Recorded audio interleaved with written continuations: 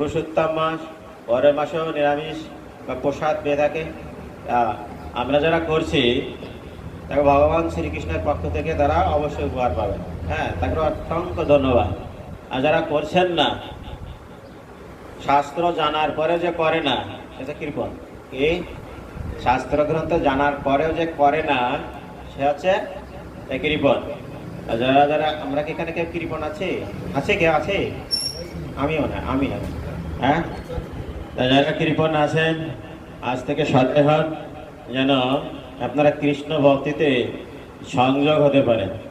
এইভাবে যখন কেউ মনে করে কৃষ্ণের জন্য সবজি ক্রয় করছি, আমি কৃষ্ণের জন্য ভোগ তৈরি করছি, কৃষ্ণের জন্য রান্না করছি, সব কিছু কৃষ্ণময়,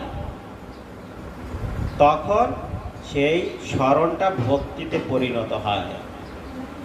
যখন আমরা কৃষ্ণের কথা শুনি, ভগবানের কথা শ্রবণ করি বা অনুধাবন করি, তখন সবজি তৈরি করার পরে মনে হয় কি ভগবানের তো তৈরি করছি, তো আর একবার ধুয়ে নিই। হয় নাকি এরকম? হয়। সাধারণভাবে যখন রান্না করি একবার ধুলেই হয়ে যায়, কিন্তু ভগবানের তো যখন মনে করি আর একটু ভালো করে ধুয়ে নিই। এরকম হয় কিনা? হ্যাঁ, এইগুলো তো ভক্তি থেকে আসে। এইভাবে যখন রান্না করার পরে ভগবানের ভোগ তৈরি হলো, যখন ভগবানকে নিবেদন করা হয়, তখনও মনে করা হচ্ছে ভগবানকে নিবেদন করছি।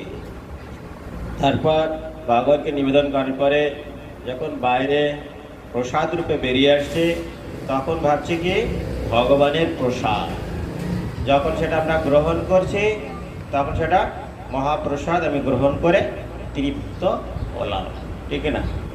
মা যেমন সন্তানদেরকে পরিবেশন করে আত্মাতে তৃপ্তি লাভ করে, ঠিক তেমনি ভগবান শ্রীকৃষ্ণকে যখন ভক্তিভাবে কোনো কিছু অর্পণ করা হয়, তখন ভগবান সন্তুষ্ট হয়ে সেটাই আমাদের উপহার স্বরূপ প্রসাদ রূপে দান করেন।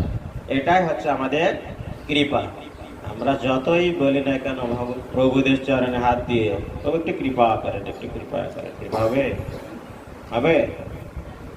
কতগুলো কর্ম করা হয়েছে, যে ক্রয় করলাম ভগবানের জন্য, ভগবান যুক্ত, রান্না করলাম ভগবানের যুক্ত।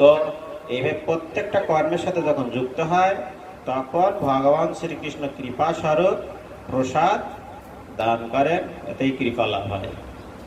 যখন সাধুবর্গ বৈষ্ণবরা যখন যায় বাড়িতে, আমরা তখন চরণ হাত দেওয়ার চেষ্টা করি। চরণ হাত দিলে কি কৃপা হয়? হয়?